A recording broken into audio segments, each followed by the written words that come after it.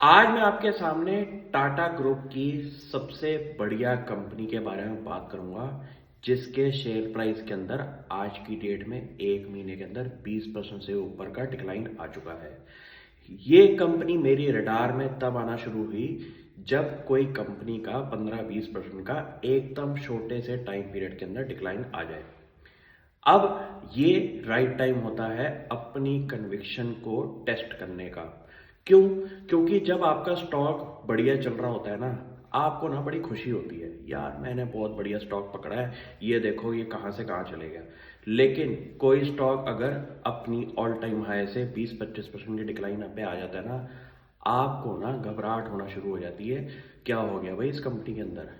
अब इस स्टोरी पे आगे की स्टोरी समझिए जो मैं बात करूंगा।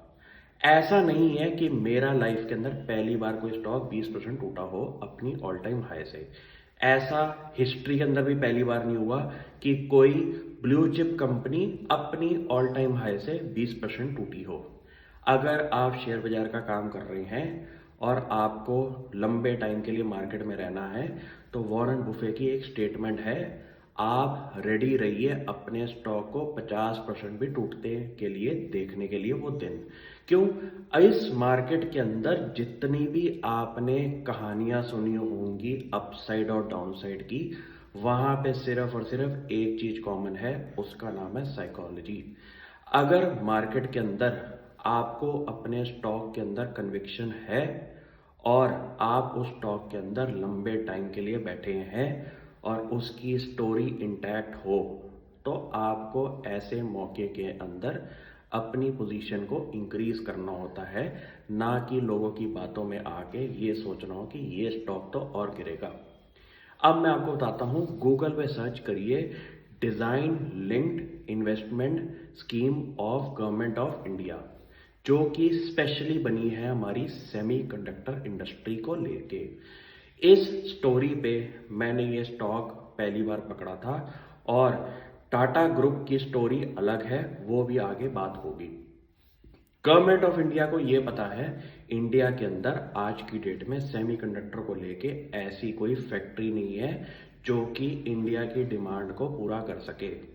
इसलिए उन्होंने एक चीज अनाउंस करी है जहां पे इंसेंटिव देंगे वो प्रोड्यूसर को कि अगर आप सेमीकंडक्टर थीम के अंदर कोई प्रोडक्ट ऑफरिंग की मैन्युफैक्चरिंग कर रहे हैं, तो आपको government of India as a subsidy incentive देगी उस प्रोडक्ट को बनाने के लिए।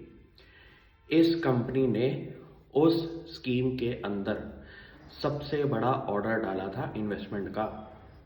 ये तो होगी आज से साल पुरानी बात। यहाँ पे स्टोरी खत्म नहीं होती। क्यों? क्योंकि अब मैं आपको बताऊंगा सेकंड टास्क जो आपको करना है। इस स्टोरी के साथ साथ चलते रहिए। कहाँ पे जाना है? अब आपको जाना है कंपनी की लेटेस्ट एनुअल रिपोर्ट पर। वहां पे आपको सर्च मारना है सेमीकंडक्टर।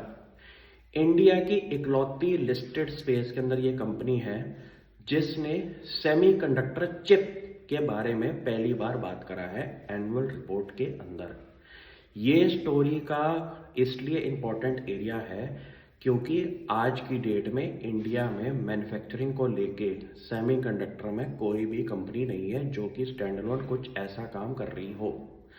इस स्टोरी पे कंपनी ने अपने इंटेलेक्चुअल प्रॉपर्टी राइट्स, आईपीज भी, अपने पेटेंट्स जो हैं जिनको कोई तोड़ नहीं सकती वर्ल्ड की ऑर्गेनाइजेशन, उस पे भी अपना स्ट्रॉन्ग इम्पैक्ट क्रिएट करा हुआ है। और कंपनी इस थीम पे सबसे ज़्यादा टाइम लगा रही है और कंपनी की मैनेजमेंट ये कहती है 60% से ज़्यादा उनके एम्प्लॉयज़ R&D एक्टिविटीज़ के अंदर हैं जो कि टेलीकॉम प्रोडक्ट्स और सेमीकंडक्टर के अंदर फॉल होते हैं। ये स्टोरी इसलिए इम्पोर्टेंट है क्योंकि आपको ये समझना पड़ेगा कि एक स्टॉक अगर 25% टूटा है छोटे से टाइम पीरियड के अंदर, तो उसके अंदर कोई कंपनी का इशू ना हो।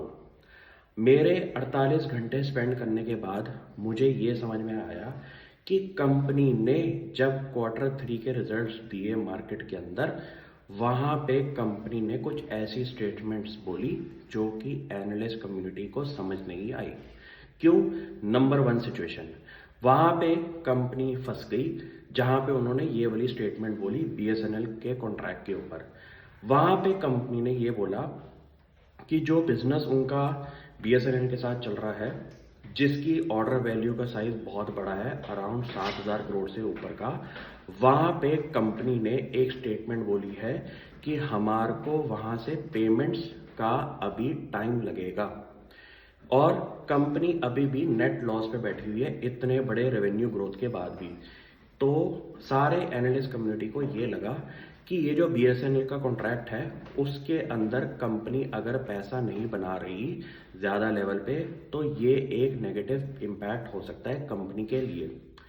अगर आप छोटे इम्पैक्ट्स से लेके कंपनी की लॉन्ग टर्म विजन पे बैठे हुए हैं तो आपको इस कंपनी पे अराउंड 1 घंटा स्पेंड करना चाहिए कंपनी की एनुअल रिपोर्ट पर। आपको समझ आ जाएगा कि ये कंपनी किस लेवल का फ्यूचर सोच रही है।